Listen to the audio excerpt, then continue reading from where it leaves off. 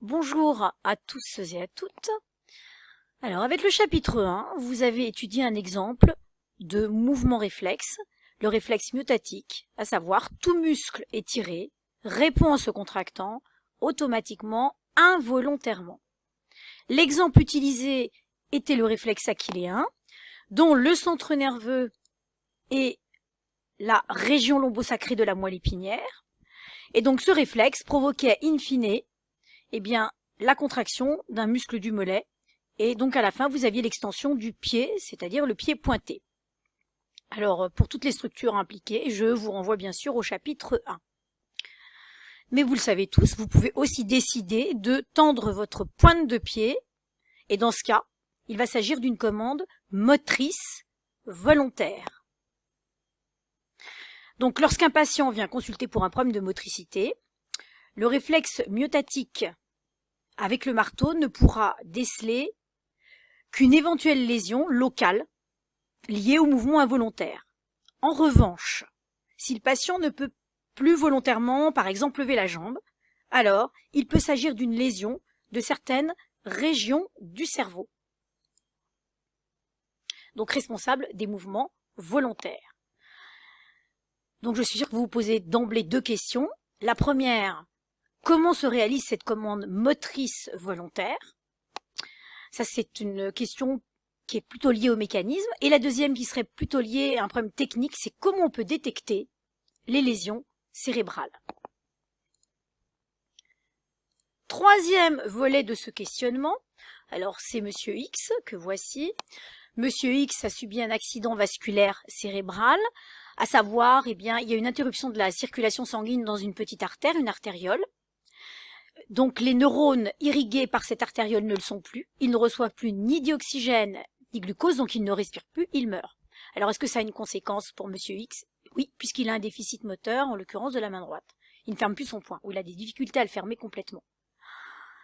Et on observe en fait que 10 jours plus tard, avec un entraînement régulier évidemment, il a récupéré 70% de la force de sa main. Donc on peut se demander comment on va expliquer cette récupération. Donc les trois questions bilan de cette première partie, c'est comment le cerveau est-il organisé afin de permettre un mouvement volontaire, comment on peut mettre en évidence les tissus cérébro-léseux, un aspect plus technique, et enfin, comment le cerveau va se réorganiser en cas de lésion limitée. Avec cette réorganisation, on voit poindre la notion de plasticité cérébrale. Donc le chapitre 2, motricité volontaire et plasticité cérébrale.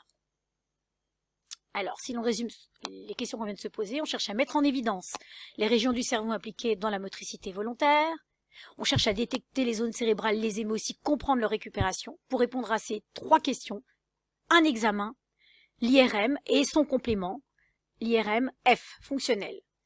Je donne la parole à Monsieur Gardarin, qui va vous expliquer ces techniques d'investigation. Merci Madame Autier. Alors moi je vais vous expliquer comment fonctionne l'IRM. Donc IRM ça veut dire imagerie par résonance magnétique. C'est une technique médicale qui permet d'obtenir des images de l'intérieur du corps et donc des images anatomiques. Pour cela, on va avoir un patient qui est là. Le patient, comme tout individu, il a un organisme qui est riche en eau. Or, l'eau, elle contient des atomes d'hydrogène, qui sont représentés ici. J'en vois 3. Avant que le patient ne fasse son IRM, les atomes d'hydrogène qui le constituent sont en fait désorientés. Et on va chercher, nous, dans l'IRM, à les mettre, ces atomes d'hydrogène, dans le même sens, si vous voulez, à les réorienter. Pour cela, on dispose dans l'IRM d'un énorme tunnel qui va générer un champ magnétique assez puissant. Alors regardez ce qui va se passer quand on place le patient dans ce tunnel, donc dans ce champ magnétique. Regardez ce qui se passe au niveau des atomes d'hydrogène. Hop, vous avez vu, ils se sont tous orientés dans le même sens, dans la direction du champ magnétique. En plus, on va ajouter à cela des ondes radio. Elles vont apparaître, on les voit ici, vous allez voir. Ici, les ondes radio apparaissent, et vous avez vu que les ondes radio, elles ont modifié l'orientation des atomes d'hydrogène elles ont modifié ce qu'on appelle l'orientation du spin. En fait, on dit qu'elles ont mis les atomes d'hydrogène en résonance. D'où le terme de imagerie par résonance magnétique. Mais les ondes radio, en fait, elles sont intermittentes. On les allume, on les éteint, on les allume, on les éteint. Alors, qu'est-ce qui se passe quand on éteint les ondes radio? Regardez mes atomes d'hydrogène, ici. Ils reprennent leur position initiale, mais comme ils ont été excités par les ondes radio, quand ils reviennent à leur état initial, ils émettent un signal sous forme d'une onde qui va pouvoir être enregistré par le dispositif. Et donc en gros, selon la densité en protons, eh bien on ne recueille pas la même quantité d'informations, si vous voulez. Donc il va en résulter de tout ça une image, que l'on va voir ici, une image anatomique qui va être toujours en noir et blanc. Ici par exemple, on a une image anatomique de la tête de l'individu, on reconnaît ici un œil, un autre œil, et tout là, le cerveau. Les teintes de noir et blanc sont liées à la densité en eau, en protons, qui constitue l'organe, et chaque partie de l'organe a une densité qui lui est propre. Par exemple ici, on voit l'intérieur du cerveau qu'on appelle la substance blanche, qui apparaît plus clair sur l'IRM que la substance qui est en périphérie, qui s'appelle la substance grise. Donc il n'y a pas la même quantité en eau dans ces parties du cerveau. Donc si on résume, l'IRM classique permet d'obtenir une image anatomique du corps. On pourra donc éventuellement rechercher des tumeurs que l'on verra donc sur cette image anatomique. Il existe une application de l'IRM qu'on appelle IRM fonctionnel, IRM-F. Dans ce cas-là, on va toujours garder un support, une image anatomique, que l'on voit ici toujours en noir et blanc, mais par-dessus, on va superposer une autre image qui va mettre en évidence des variations du débit sanguin. Or, quand à un niveau local, dans un organe, le débit sanguin augmente, c'est que la zone qui est irriguée par le sang, elle est très active. Par exemple, ici, je repère une petite tache rouge, c'est une zone du cerveau au niveau de laquelle le débit sanguin est plus élevé qu'autour, ça veut dire que cette zone du cerveau est plus active que celles qui sont autour. Autrement dit, cette imagerie IRM fonctionnelle permet de montrer l'activité du cerveau. Voilà ce qu'on pouvait dire pour comprendre comment fonctionne l'IRM. Madame Autier, à vous de jouer. Merci, Monsieur Gardarin. Alors, reprenons notre première problématique. Quelle zone du cerveau assure la commande des mouvements volontaires? Donc, dans les expériences qui suivent, vous aurez une personne placée dans le tunnel à qui on demandera de réaliser un mouvement volontaire. Ici, vous voyez avec sa main droite, on lui demande de pianoter. L'expérience qu'on analysera, ce ne sera pas du pianotage, on demandera à la personne avec sa main droite, son index droit, de cliquer sur une souris d'ordinateur. Donc, pour bien comprendre les résultats qu'on va obtenir, il faut comprendre que les images qu'on va acquérir se font selon 3 plans de coupe. Alors, quels sont ces plans de coupe? Le premier en A, le plan vert, qui correspond à celui-ci. J'ai envie de dire, on démarre par un scalp. Donc finalement, ce sont des coupes du cerveau, de haut en bas. On découpe des tranches, entre guillemets, de cerveau, de haut en bas. C'est le plan transversal. Ensuite, le plan B, en rouge, qui correspond à un plan de profil, un plan sagittal. C'est-à-dire que là, en l'occurrence, on a une coupe ici, sagittale, une image selon un plan sagittal, et donc on irait ici, si on continue à découper, on irait de gauche à droite, l'avant de la personne étant ici. Et enfin, le troisième plan, dit le plan frontal. Quand on dit qu'on rencontre quelqu'un, qu'on le prend de front, on le prend de face. Donc en fait, ce sont des coupes qui vont de l'avant à l'arrière, et là vous en avez une. Voici les 3 plans de coupe. Alors, juste un rappel, Monsieur Gardarin l'a expliqué. Dans un premier temps, avant l'IRM-F, il y a l'IRM tout court. Vous obtenez grâce à l'IRM une image anatomique d'une coupe du cerveau en dégradé allant du noir au blanc.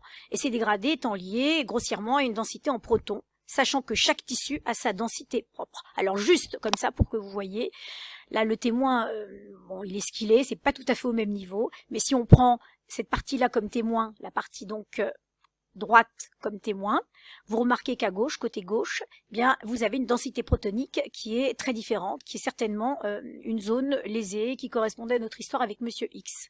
Alors j'en profite pour vous dire que vous êtes le patient et non pas vous le regardez. Ça veut dire que la partie gauche est bien à gauche et la partie droite est bien à droite.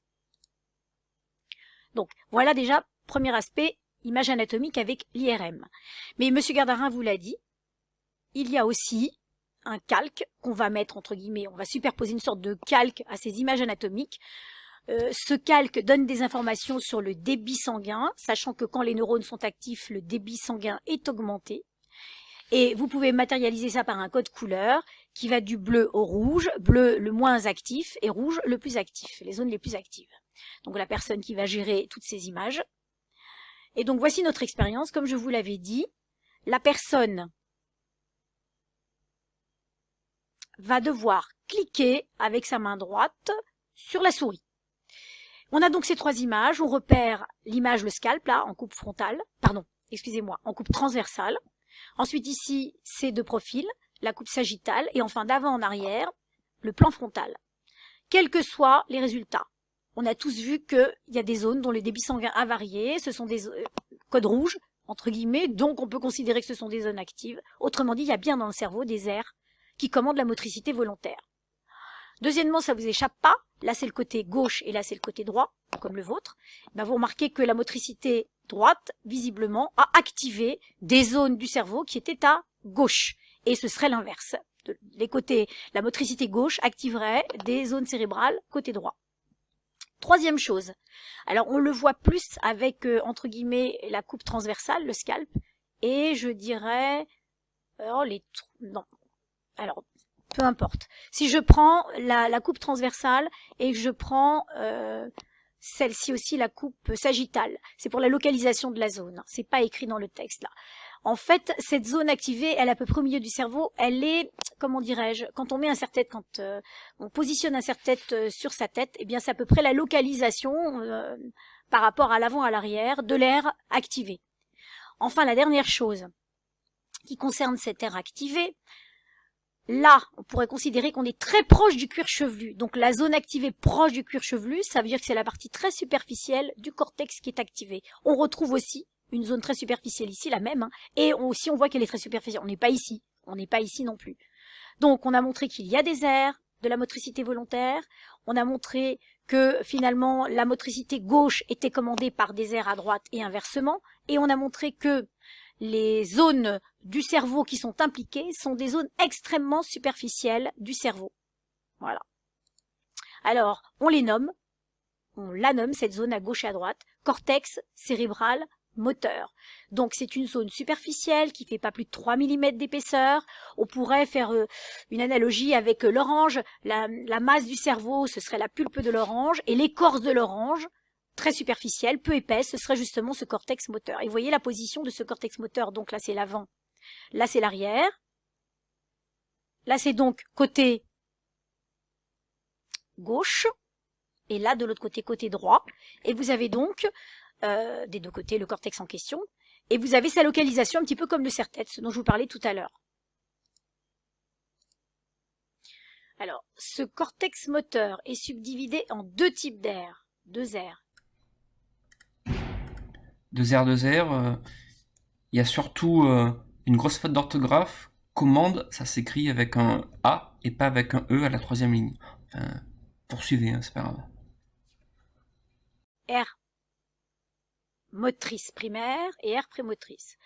Donc l'ensemble constitue le cortex moteur vu précédemment. Donc c'est cette zone ici, à gauche et à droite, qui est subdivisée en deux zones. Alors la première, l'aire motrice primaire, qui est responsable directement du mouvement, et plus à l'avant de ce cortex moteur, l'aire prémotrice, qui notamment intervient dans l'anticipation du mouvement. Voilà. Ces deux aires, je le répète encore, sont présentes aussi bien côté hémisphère gauche, comme c'est le cas ici, que hémisphère droit.